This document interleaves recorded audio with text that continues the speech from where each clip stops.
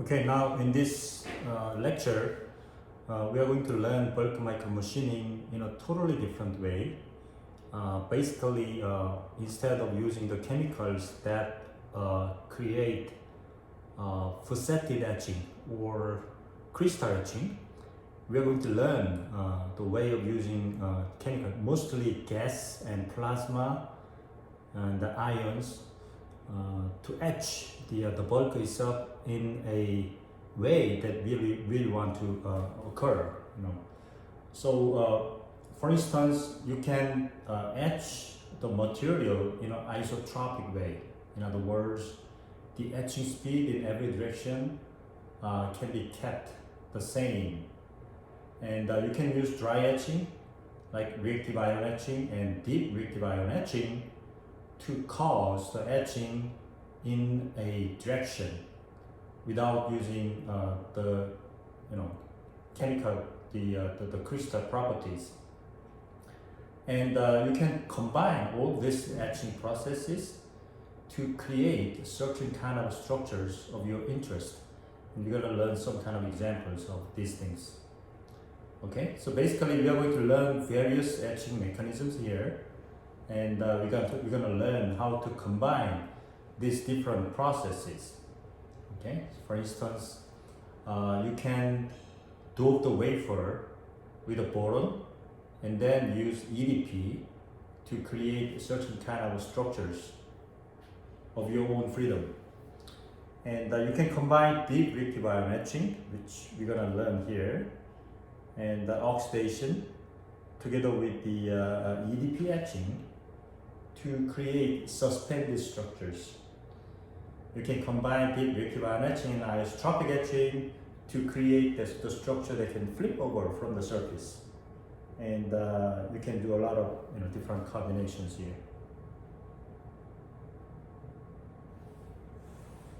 So in isotropic etching, basically isotropic means the speed in every direction remains the same. So if you try the isotropic etching, the etching speed in every direction remains the same. So theoretically and ideally, you're going to be ended up with the etching profile that looks like this hemisphere right here. Because the etching speed in every direction is the same, even along the surface, which is covered by the mask materials, right? But in reality, the real process is, in many cases, diffusion limited. In other words, the etched product from the bottom to the top, there's some distance, and the etched product might experience a hard time being diffused away to the top. So the result is basically the bottom part is kind of protected from etching, and the etching speed becomes slow, and the etching along the sideways maybe remain the same. Okay, so etching profile will look pretty much like this: flat at the bottom and just spread along the mask material. So the uniformity is poor, basically, right? So if you actually remove this product by agitation, then you can cause this diffusion occur much faster, and you can drive your etching into the direction where you have an isotropic etching results. There are many different kind of etchant. They could be gases, they could be liquid. So for instance, if you have a liquid etchant, you can create, for example, HNA. HNA stands for hydrofluoric acid, H, and nitric acid, N, A, acetic acid, CH3COOH, acetic acid. In this case, your mask material could be silicon nitride. Again, as we observe, silicon nitride is one of the most resistant material against the etchants, including any kind of etchant in there. And you can also use silicon dioxide However, remember, there's always finite etching rate of this masking material. So you need to design the thickness and the shape properly in order not to lose the resolution you want to have, or in order not to lose the structure you want to make remain after etching. Well, etching rate obviously depends upon temperature, but at room temperature, for example, 20 degrees Celsius, if you use HNA ratio, actually it depends upon the ratio, the etching rate might vary. Okay, you can come up with different kinds of cocktails.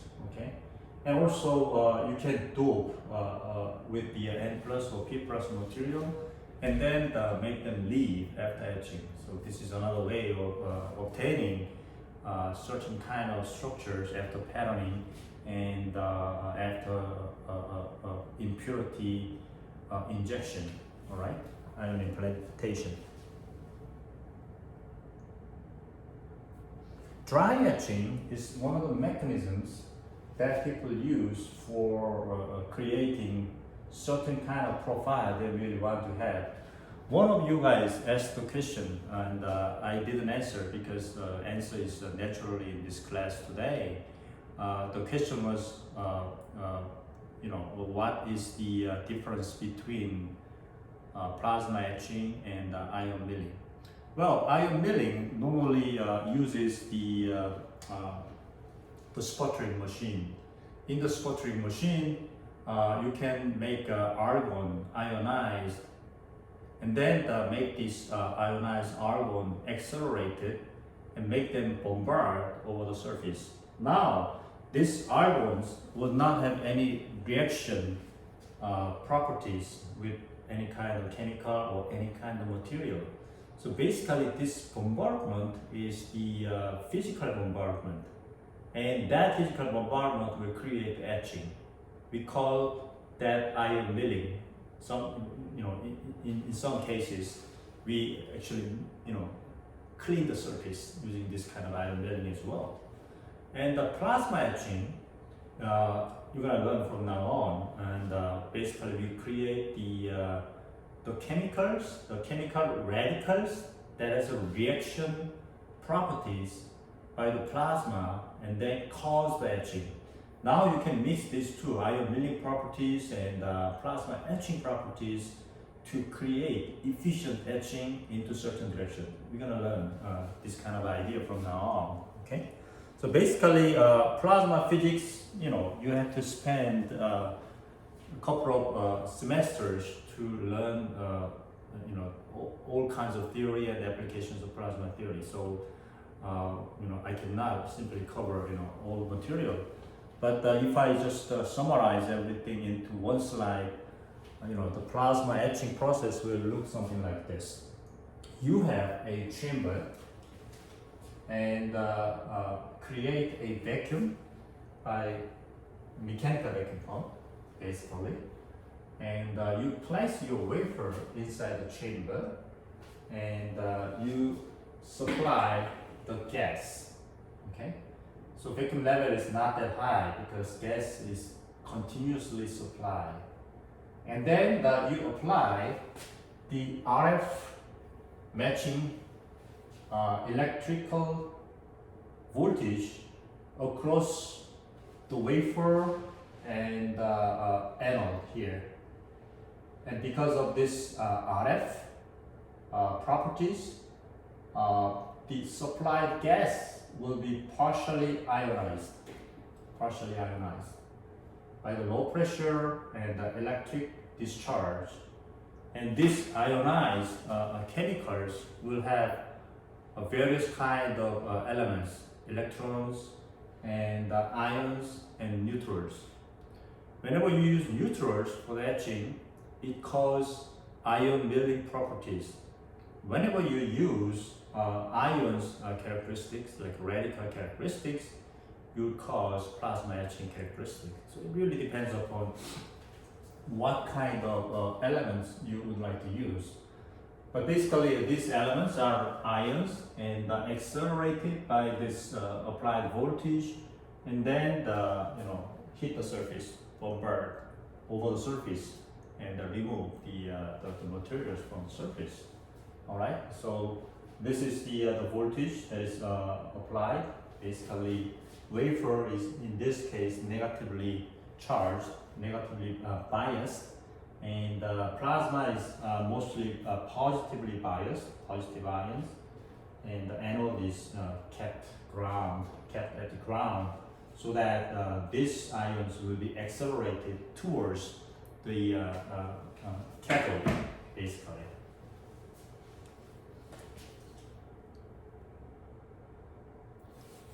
So, mechanisms of plasma etching, we can use various kinds of combination of these characteristics. So if you use, for example, ion milling characteristic, I would say this part is ion milling characteristics.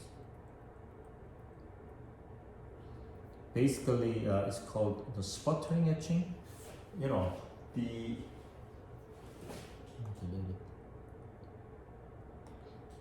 argon ions, for example, will be charged and then accelerated towards the cathode and just bombard over the surface to remove the material from the surface.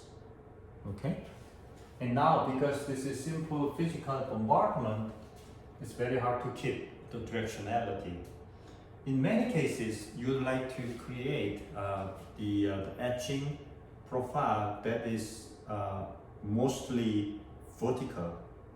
Okay, so far in crystal etching, we learned that you're gonna be ended with slanted wall. If you use 100 wafer, you might be ended with vertical wall on some area if you use 110 area. However, in many cases of the multi-scale fabrication applications, you would like to have a ideally vertical wall. Okay, you see such cases a lot. But if you use, for example, sputtering etching like this, it's very hard to keep the wall vertical because it's simple ionic bombardment. Okay.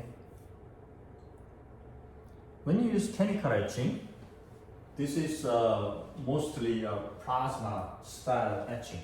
Okay. I said, plasma will generate the soup of elements like electrons and ions and neutrals. Okay. And these neutrals will be like radicals, and they have a very strong chemical interaction with the surface materials, and just remove the surface materials this way. We call this chemical etching. All right. So again, chemical etching is very hard to maintain the directionality. The chemical reaction occur in every direction. All right.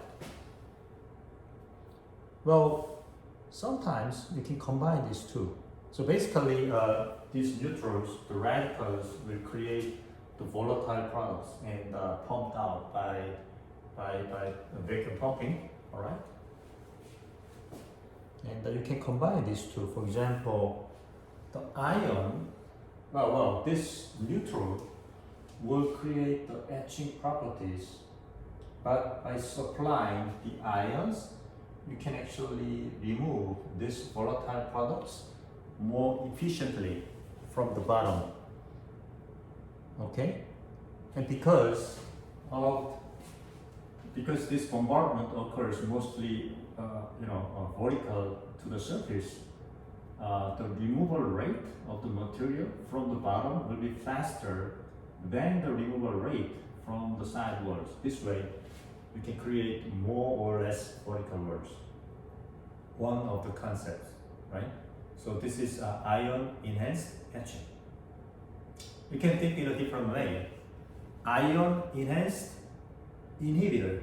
Because of ions, the reactivity of neutrals will be reduced, and by using other kinds of ions, you can remove such inhibiting ions and cause the etching faster in a certain direction, and basically the bottom direction.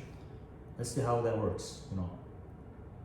So basically, it is neutrals that creates the etching, and there will be inhibitor of these neutrals. You see, how we can generate this kind of things. And inhibitor will basically combine with these radicals and inhibit the etching process. However, if you just supply the ions from the top, you can eliminate, you can continuously eliminate these inhibitors.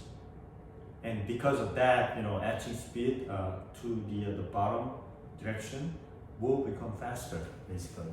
This is different way of thinking, So again, you can create the vertical wall like this, okay? So these are, and also, in this case, what's interesting is the side wall will be passivated because of this inhibitor that combines with the etching radicals. Compared with side walls, the bottom, this combination is prohibited or hindered by supplied ions, so that etching down to the bottom is caused by these radicals. Okay, and all this reaction depends upon the pressure. If you keep the pressure lower, that really means that the accelerated ions have less hard time to bombard over the surface. So at low pressure, you can more or less create the vertical walls easily. But at higher pressure, basically the ionic acceleration is going to be hindered by the gas molecules, right? You can think about mean free path of the molecules, right? So that actually at high pressure, the profile you will obtain will be more or less isotropic. So please keep this in mind. As a rule of thumb, if you lower the pressure of the plasma, you can create more straight walls. If you increase the pressure, on the other hand, you can create more or less isotropic etching profile. Okay? So that's when you generate the recipe. Okay, you try this, you try that, and you check out the profile, and you just pick up the pressure ratio for your certain goals, right?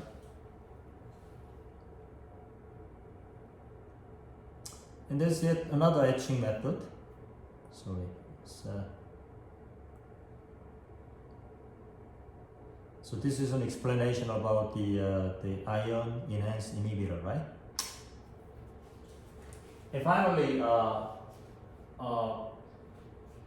there's another etching mechanism that's not a plasma, it's just a pure gas. For example, SF6 and oxygen plasma can be used to etch away silicon. And there's a even famous, more famous etching method like this xenon difluoride. Xenon di, two of them, fluoride, gas.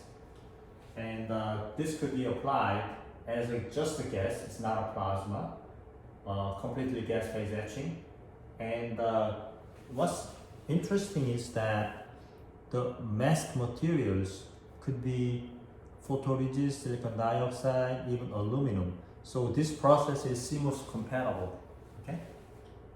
And you can use this method to make the surface pop up from the surface, because to make your structure pop up from the surface, because structure will be attached to the surface by the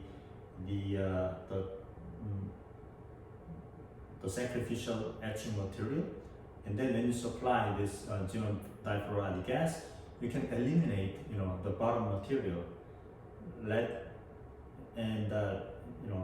have this structure pop up from the surface, free from the surface.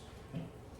So because you use gas, well, there's no problem of stiction. We're gonna learn the stiction problem a lot more in detail later on. So for instance, you can have this structure, get free from the surface. These are the results of a etching with, for example, this kind of a etching mask. Okay, then you see this profile remains like this, and at the boundary, at the border, the base material will be completely removed out. All right, so such kind of effect can happen. The problem is though, the etching surface is not really smooth. You can see that after etching with xenon fluoride, the wafer surface itself becomes dark. Okay, why does it become dark? Because surface roughness approaches to the nanoscale structures, and sometimes we use actually such kind of effect. You can make the surface highly corrugated or highly roughened, and use such kind of surface for creating certain effect against the liquid. For example, you can make the surface hydrophobic and make the surface highly roughened, and then such kind of surface becomes super hydrophobic. You can easily create a super hydrophobic surface using this kind of etching method. In other words, you can tune the surface property with this kind of etching as well. Okay.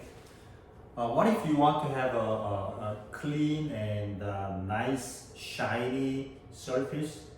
Well, there's a way of doing that, and I'm going to talk about that pretty soon. All right. So etching chemistry in the ion enhanced inhibition. The example is, for example, if you use freon gas is CF4. People use freon gas for refrigerant, right? When you have a refrigerator, you use freon gas to evaporate and cool the inner surface. And people found that it is the freon gas actually that causes the greenhouse effect, and they got the Nobel Prize in it, right? So freon gas is a gas that can be supplied to a plasma machine, and because plasma has electrons, as we saw before, and that will create fluorine free radical. This is radical actually that combines with the silicon and etch away the silicon with surplus ions. Okay, and silicon will actually react with this fluoride radical. Okay, that's how this etching occurs. Silicon SiF4, this will be volatile. So here basically freon is the etching gas, right? And if you add the oxygen, so this is ion enhanced etching basically, right? If you add oxygen, this process will be accelerated because this product CF3 plus will react with ionic oxygen. Why ionic oxygen? Because it's plasma, and one more electrons.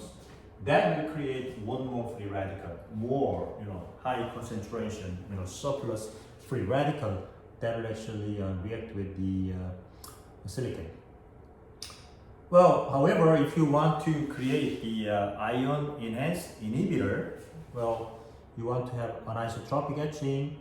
Well, enhancer silicon is plasma etched with, for example, here chlorine gas. Then the silicon will be etched and they will be undercut. However, if you introduce C2F6 here, and that will diminish the undercut. Why? Because of these chemical reactions. Look, chlorine reacting with the electrons will create 2Cl plus 1 electron, generation of etchant. This is the etchant that will cause the etching. It's a radical. And silicon actually will be etched away in this mechanism. However, if you introduce C2F6 right here, and that will create CF3. Okay, this is the reactants that reacts with chlorine. CF3 reacts with chlorine, and CF3Cl has no etching effect. So basically here, the inhibitor is actually C2F6. The etchant is chlorine. Okay, when they combine, the etching effect will be diminished, and their combination can be suppressed by the bombardment of ions. Okay, and this way you can create the ideal vertical wall, like the one you saw in the previous pages.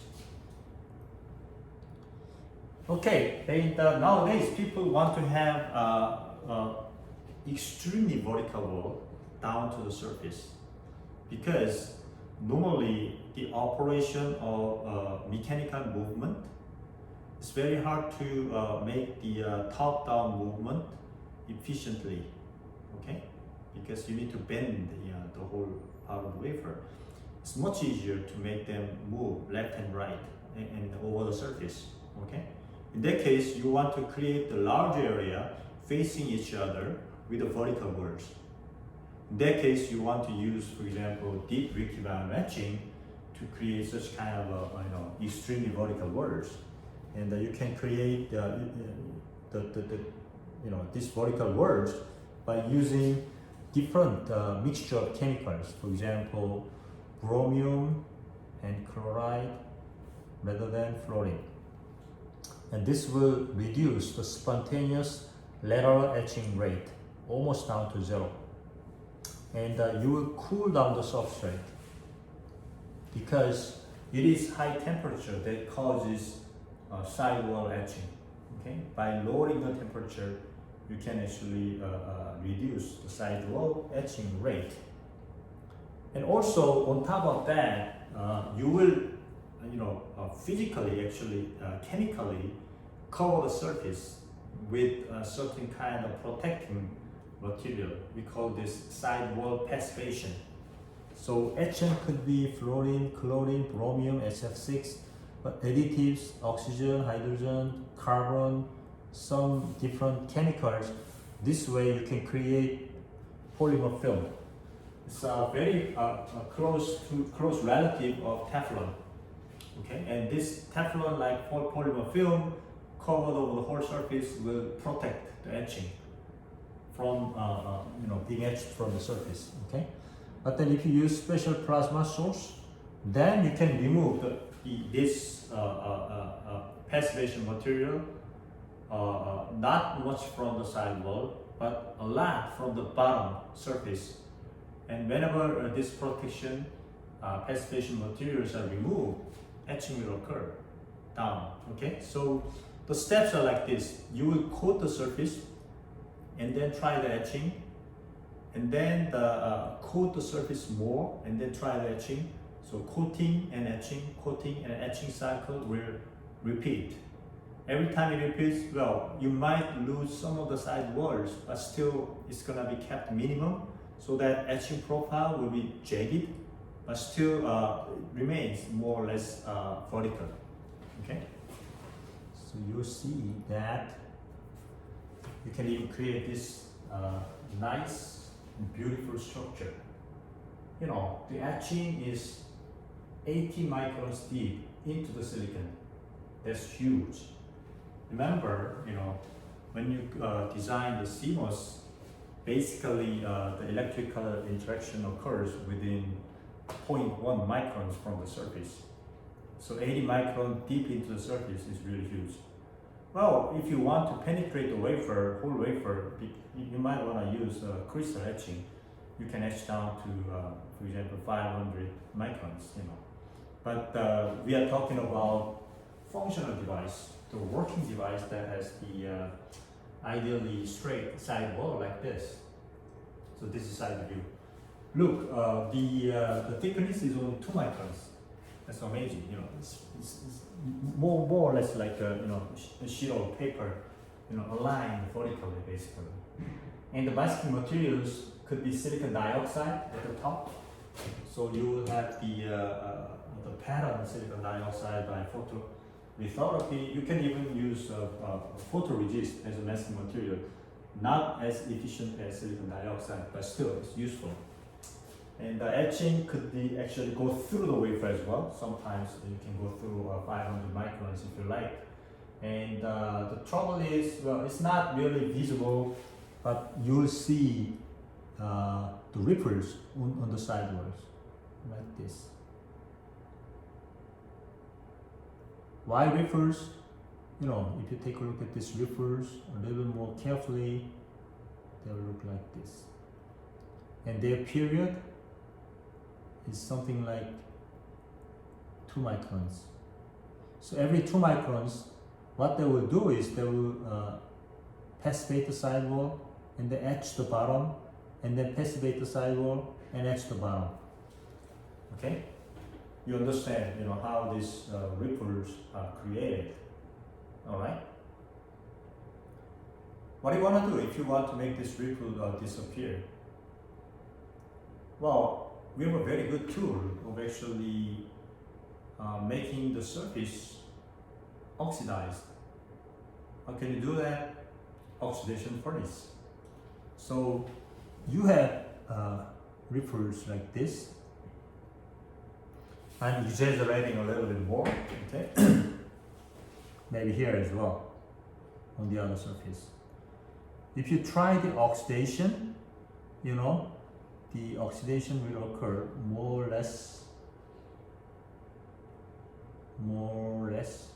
uniformly, right? Because the diffusion to the sharp area will actually occur from both directions, so that this sharp, structure, blade-like structure,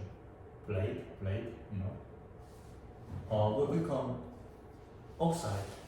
So this whole part will become oxide.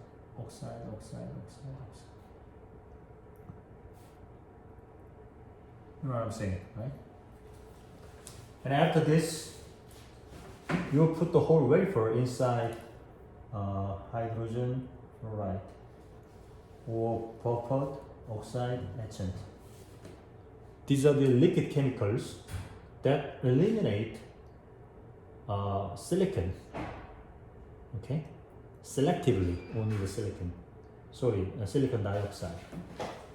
These chemicals will eliminate silicon dioxide, not the silicon, but silicon dioxide.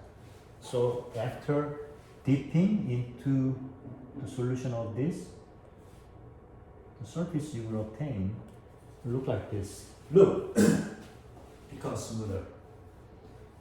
Actually, by repeating this process a few times, you can make the surface shine like a mirror. Okay, so basically you can eliminate this ripple. Not only this ripple, but the black surface you created after xenon difluoride. So the answer is, well, oxidation smoothing. You can use oxidation to make the surface smooth. Oxidation not only causes smoothing, but it might cause sharpening. And I'm gonna explain that soon, but basically you can create the AFM, atomic force microscopy, that has the tip as sharp as a single atom by using this oxidation sharpening process. Okay, you'll see how. So oxidation is a really good thing. You can create the surface. You can create the surface with dielectric material for CMOS process. You can make the surface smooth. You could make the surface sharpen. Depending upon your idea, you can create many different combinations of all those things. So here's a reason why you need the high aspect ratio structure. You see, this structure is like a spring, but it's very tall, so that this spring structure will have a hard time bending up and down. So it's very stable, in other words. But it moves to in and out very easily because you combine a lot of compliant springs. Okay. For the wall, you create a large area facing each other. So if you want to increase the sensitivity of sensing by electrostatic mechanism, for example, if you want to increase the amount of force you can deliver by electrostatic mechanism, well, you need to secure large area. So large area can be secured this way. Okay? That's why people would like to use this deep reactive ion etching a lot. Right? We have a very nice deep reactive ion etching machine in our clean room, and these are very expensive machine, but easily available from the clean room. So you can combine all these kind of processes to create very special structures you'd like to have, to create very complex structures actually, to create highly functional structure as well, which has never been possible before. So sometimes people call this micro robotics. You can create micro robots, with this kind of fabrication methods. And on top of that, you can combine, for example, certain material processing steps like xenon difluoride to create nanostructures as well. You can use some combination of methods to create nanochannels as well. That's why this is multi-scale, fabrication. Basically, you create microscale structure and nanoscale properties can be endowed on top of these microscale structures, and that's really nice. So let me give you an example. This process is developed by some engineers at Cornell University a long time ago. People call this SCREAM, S-C-R-E-A-M. I'll tell you what this stands for, but basically it's a combination of silicon, crystal, something. So you have single crystal microstructures, not the polycrystals, and you can create micrometer scale or even sub-nanometer scale features like atomic needles, atomic force needles, on top of the structures. And you can use deep reactive ion etching process to create high aspect ratio structure. Aspect ratio could be as high as 50, 1 micron, 50 microns. That's really nice structures you can create. And for example, you can create long suspension arm. You saw from my previous slide, right? Okay, so let me go through this process step by step, and that will be very interesting. The first process will be thermal oxidation of 1.2 microns. For example, you have a wafer, you grow the oxide on top of your wafer. You grow the oxide 1.2 microns, pretty thick, by thermal oxide.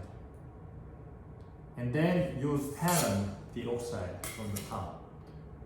So use photolithography and hydrogen fluoride or buffered oxide etching, POE etching, following the photolithography. Okay, so this is pattern, for example. This is sideward pattern. You might want to figure out the top pattern based on the goals you want to achieve. This could be part of your homework or your midterm exam. Well, so use this oxide as a mask to create the vertical wall by using deep reactive ion etching process, right? So in the deep reactive ion etching process, silicon dioxide can be used as a masking material. So you can create the deep structure like this. And then the idea is that, well, this time you don't really grow the oxide, but you just deposit oxide Well, oxide can be deposited in the chemical vapor deposition, and it's not going to be very thick. It's going to be only 0.3 microns, 3,000 angstroms. Okay, let's call this second oxide deposition. Well, why does this deposition look like this? Because it is highly conformal. Why is it highly conformal? Because it is low pressure, LPCVD. One of the characteristics of LPCVD is highly conformal. So deposition occurs, everywhere, pretty much with the same rate. And then this time you'll do reactive ion etching, but you'll use something called, you're not going to use any mask. Well, what is the characteristic of reactive ion etching? You can make it directional so that the oxide at the bottom will be removed faster than the oxide along the side walls. Okay? By reducing the pressure, for example, you can enhance more bombardment of ions, and you can just remove the oxide from the bottom. Basically, it's much more like ion milling of the bottom material. That's why we deposited very thin oxide, only 0.3 microns, because we want to easily eliminate this oxide from the bottom. Okay, so this is the result of removal of this oxide from the bottom. Look, the oxide from the sidewall has been removed, but not as much as from the bottom. Well, that's the deal. Well, why is that important? Because you will actually protect the sidewall even with very thin oxide. And with this, without any mask again, you'll try the second deep reactive ion etching. Okay? Why does it go like this? Because sidewall is completely protected by thin oxide. Why does it go downside? Why does it go deep into the body? Well, the surface is exposed by the previous etching step. After this, you'll try isotropic plasma etching.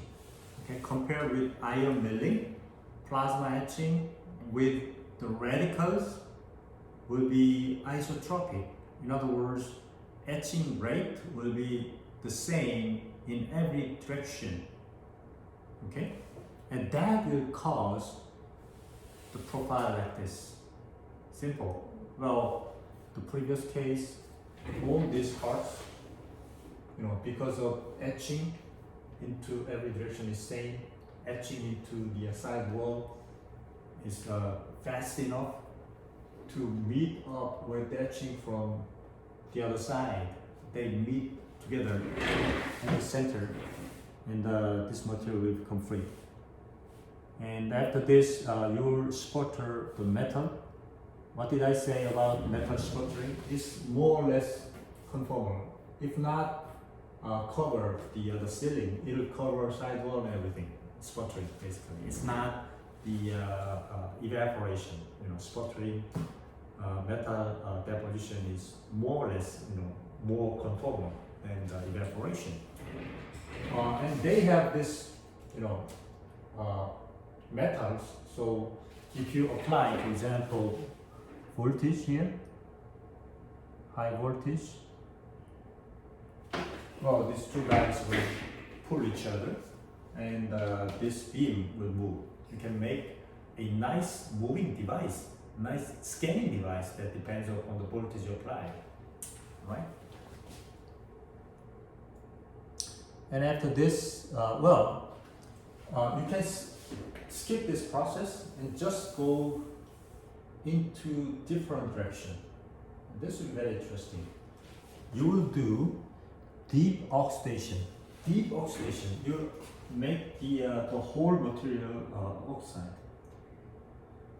And as a result of this oxidation profile and this oxidation profile will meet at the center, making this profile extremely sharp.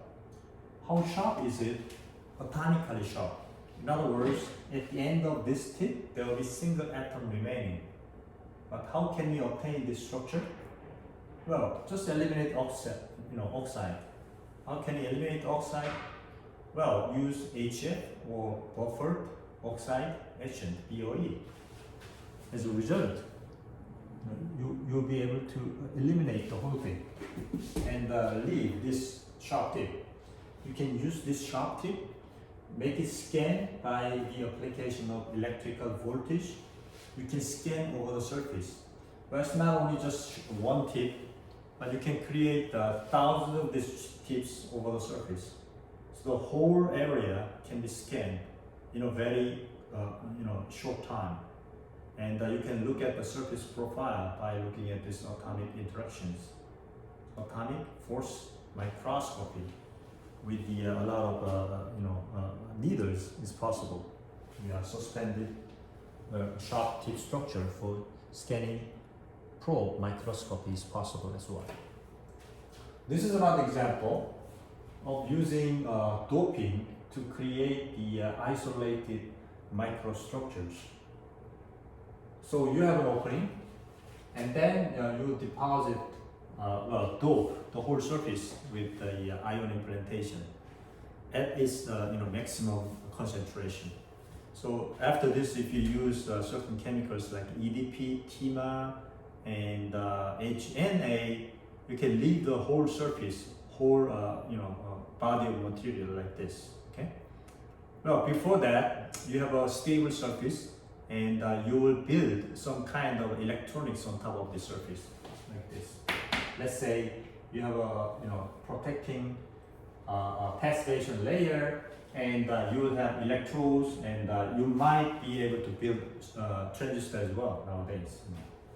So the whole thing is like a computer and memory, circuit, basically microprocessor.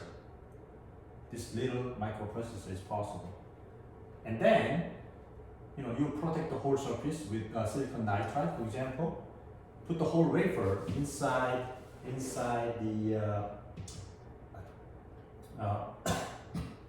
EDP solution.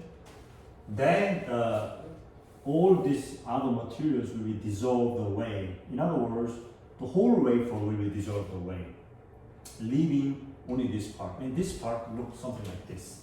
Needles. Okay, sharp needles with the electrodes at the tip. And that can be implanted into the brain. And indeed, in 1985, this is the year when Count Najafi in the Ken Wise group at Michigan, University of Michigan, created the sharp needle and then started this neural implantation experiments.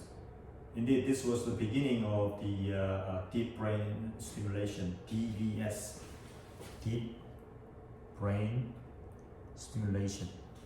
And nowadays, people use polymers because polymers are more flexible. But obviously, this is the beginning. And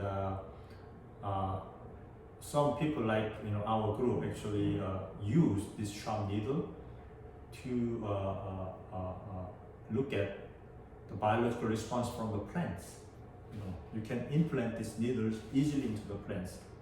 What's the beauty of it? Well, these are the micro needles, and when you implant into plant species, their reaction is minimum, and we call such kind of implantation minimally invasive implantation. Minimally invasive. It won't hurt the plant, so that plant can keep responding to our signals, and we can measure how plants are actually reacting to the environment. For example, we can measure the flow rate inside the plant, flow rate through the xylem. We call it sap flow rate, and by looking at the fingerprint, by looking at the amount of sap flow the plants are consuming, you can tell the plant state easily, and then you can actually decide when to irrigate, when to apply the fertilizers. You can diagnose the plant, whenever the plants are sick, whenever there's a pest, you can tell such kind of situation right away. So this is really big chances nowadays actually. Okay, looks like a simple needle, but because of this technology, and we can even create the microprocessors right on top of this needle, everything integrated all together. And that's amazing beauty actually you can use for your future experiments. For instance, in your biological experiments, nowadays people are creating nanoscale probes. And for example, Honggen Park at the Harvard University created this nanoscale probes to probe into the cell, into the single cell, okay, and detect, the phenomena occurring inside the cell actually. And that's the beauty of this silicon processing. That is possible only with silicon processing, not any other, approaches has achieved such kind of experiments yet. Okay. Well, these are the needles that's created. Look, very nice, very sharp, and extremely functional. And they demonstrated the first signal from neural brain, okay, neurons. And nowadays they even integrated microchannel through this needle, and they can collect the hormones from the cells. They can even deliver certain chemicals into the brain using this to cause some kind of effect inside the brain. Okay, so this is two-directional communication, electrical and chemical communication with the brain that is possible. In the future, people are envisioning having these flexible brain needles, a lot of them implanted into the brain, and connect the brain activity with the external electrical circuits and to the internet as well. So someday in the future, your brain might be able to access the internet freely, in the totally electrical way, maybe chemical way as well. And people are developing such kind of technology, nowadays. It's called deep brain stimulation. Okay. Well, there's yet another example of a wafer dissolving process. This is interesting. You will etch the silicon with, for example, crystal etching, 54.3 degrees. So you have slanted structure, and diffuse the boron over the whole surface area. Okay, 5 to 10 microns of them. You can create the recipe for doing this, and then try the etching using RIE. You can pattern the whole area to be a certain shape. And on top of the glass, you will have the electrodes here. And this glass you use has certain commercial name, Corning 7740.